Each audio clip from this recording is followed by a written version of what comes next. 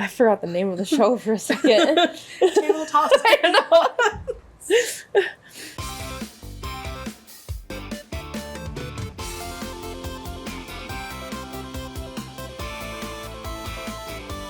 Hi, welcome to Tabletops and Bottoms, the show where we talk about all things TTRPG, nerdy, and or gay.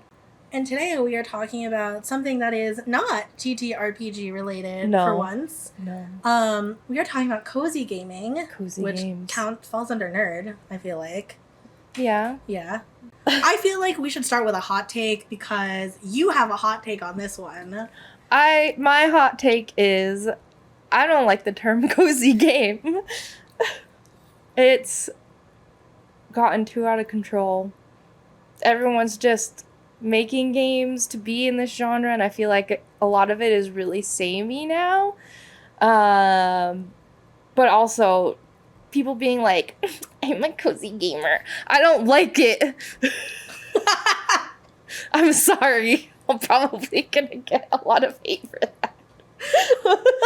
Please, I need examples. I don't, like, there is a trend on, like, Insta and probably TikTok, I don't know, I don't go on TikTok, where they're like, get ready with me to play this cozy game. Oh. And then they're gonna be like, here's my outfit. Look at this cozy cardigan. And then they go and make themselves a cozy little drink. And it's like a fancy little coffee or whatever. And they're like, here's my area to play my cozy game. And it's like a bench next to a window, sunlight dripping through, like plants. You know, every cozy gamer's gotta have some plants. It's just this whole thing that I'm like, they make it their whole genre, their whole life, their whole, like, aesthetic. You know what? That's what I don't like. I can't really argue with that, though, because, like, when I think cozy gamer, that's 100% what I think of. Like, yeah, those, like, very stereotypical, like, people with, like, the cardigan. And it's, like, a very soft, like, it's not even, like, an academia core, because it's literally just, like... It's just a cardigan. Bitch, that's a cardigan. You're wearing a cardigan. Yeah. Anyway. Yeah, cozy gamers. It's fine. I just tend to, like, stay away from that. I do, on Steam, there's, like, it's, like, one of the things that you can follow. A curator. One of the curators I follow on Steam is called Wholesome Gamers. Oh. And I feel like that's a little bit of a better title because it's, like, games that are going to be family-friendly and have, like... that vibe, but it's just like cozy games. I don't like that term anymore. I feel like it's been overdone. It's been gentrified. Am I like wrong though? Because I feel like no. Yeah. What a way to open this episode. Hot take immediately. Yeah. Should we go into like what we? My second hot take is. None of the games that you put on your list are cozy games. Listen, I fully define my own personal cozy game as things that don't require me to, like, engage in some kind of combat or, like, heavy storyline. Oh, that's actually not true for, like... You literally... That's not literally true for, like, one of the games that they put on their list... The main character... Spoiler. And then the other one that I put on there, she, like, literally beat a kid almost to death. I don't like that game. Okay, we'll get into it. We'll get into the list. Mine are my personal cozy games. The only cozy game that is a cozy game is Animal Crossing. Go ahead, tell them your others. Okay, so on my list, in no particular order, I have Animal Crossing. That counts. I have Backbone. Doesn't count. Night in the Woods. It's... I will give you my criteria on why I think they are personal cozy games. And then I also put on, I put Cult of the Lamb on there. It's not a cozy game. And Dredge. That's on the line. That's true. I feel like if it has horror elements, it shouldn't count. Night in the Woods has some. It's not even horror. Yeah, it's not horror, but which is why I also didn't like it. And then it's boring. So I did not think it was boring, but I will also say, I have a couple on there that I don't necessarily think are cozy games, but they sort of fit in that. Oh, I was gonna say they don't fit in your wholesome genre. They're just games that I think are like very relaxing. So maybe I should relabel mine to like games that I find relaxing, so not necessarily like in the cozy genre. Anyway, actual normal cozy games. I'll go through a list. I love that you have a list. Like my list was all like spooky horror. Not really. I feel like Dredge counts as a cozy game because you're literally going around and you're catching fish. And it's like storage management. It's very fun. I'm very excited. The new Iron Rig DLC comes out on August 15th. Wait, have you played Dave the Diver? No, it's on my list though. That would count as a cozy game, I think. Well, you do have to fight sharks and stuff, so I don't know. But I feel like what counts as a cozy game, I hate that. 1, Stardew Valley. You haven't played it. No. Because, like, okay, I'm not a huge fan of, like, the pixel art games. And I say that knowing that, like, Backbone is one of my favorite games. Pixel art. Yeah, it's also... That's why I said, like, Backbone is one of, like, my exceptions for it. Because the plot just captured me so well that the art style just added to it. Rather than it just being an art style that they just did because, you know, they could. Well, you know Stardew Valley was just created by one guy. I didn't actually know that. That's super cool. He did the art, the story, the coding, the music, everything. And I think that's why he picked Pixels, because it was slightly easier. That makes sense. Yeah, so that I feel like Stardew is like the epitome of cozy games. I hate it. I mean, and it has everything, and he's still updating it. Like, literally a month ago, like 1.6 came out. Like, I don't, at this point in time, I don't think he's ever going to stop updating it. Like, he's just going to keep adding content, and it's going to be free updates. Like, if you bought the game, it's $15 on Steam. You're just going to keep getting new content. So I'd say give it a shot. I feel like I'm going to have a lot of people yelling at me because I know a lot of people like Coffee Talk. Like, it got a sequel. There's a Coffee Talk 2. Oh. And I didn't really like it. I will say, I have Valhalla. I love it. Both Assassin's Creed and the other one. I have not played it yet, actually, because I bought it on sale and I wanted to, like, finish the Red Strings Club before I played Valhalla. I have not because I bought a different game instead. Who's God of War? About God of War Ragnarok. Oh yeah, you've been on a God of War kick. I really have. Like, I've been... Not a cozy game. Not a cozy... Absolutely not a cozy game. But yeah, I have been God of War, like, one-track mind for the past... Basically, farming games in general, I think, are kind of an offshoot of Harvest Moon. Have you played Harvest Moon? I have not played... I have heard of Harvest Moon. I haven't played it. Again, those are generally not the style of games that we play. Yeah, and why my definition of cozy games is very skewed. Yeah, so Harvest Moon, I think, is like the progenitor of that genre of games. Okay. Like Harvest Moon, I think. I'm not a gaming historian. I think that was the first one of that style. I've played 2 or 3 Harvest Moons. I really like them. They're... One of them... There's always, like, a supernatural element to it, too, where there's, like, a mermaid or, like, a fairy. Like, that's a romance option. But it also depends on whether you play as a boy or a girl, because the older Harvest Moons were very in that, like, gender binary. Okay. But I think the newer games are kind of going out of that, where you can romance whoever, but I'm not entirely sure. Okay. But that's where these games kind of, like, started from and are, like, offshoots of, and they just added more and more. My Time at Portia and the sequel, My Time at Sandrock, or is it something Sandrock? I've only played My Time at Portia, and only for a little while, but it was pretty fun. But it's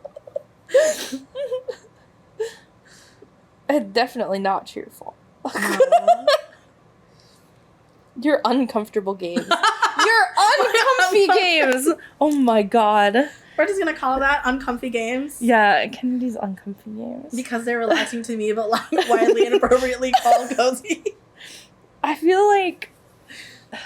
Have you ever played the Stanley Parable? Yes! I love the Stanley Parable. I feel like that would also be in there. Yes, that is actually... I should have listed that one Yeah. The Stanley Parable is in your uncomfy games. Yes. I do like that game a lot, though. I play it.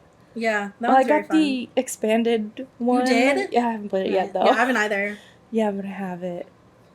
When that came out, I would just make all my friends play it. Damn. Just to see, like, where they go. I love that. Yeah. It's very fun. But it is, like, vaguely threatening, so. Yeah. Yeah. I love that.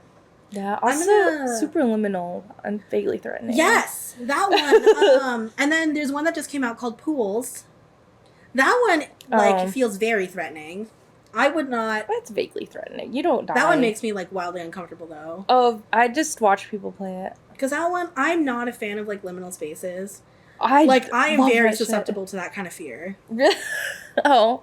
That scares the fuck out of me. You don't like the back rooms? I appreciate what it is. But, like, in real life, if I was faced with that situation, like, I would absolutely myself. Yeah. I think the back room started out cool, and then everyone just, like, latched onto it and made it weird. Yes. Like, they should be vaguely threatening, but there shouldn't be things actively chasing you. Yes, I 100% agree. Do you have one recommendation to leave people with?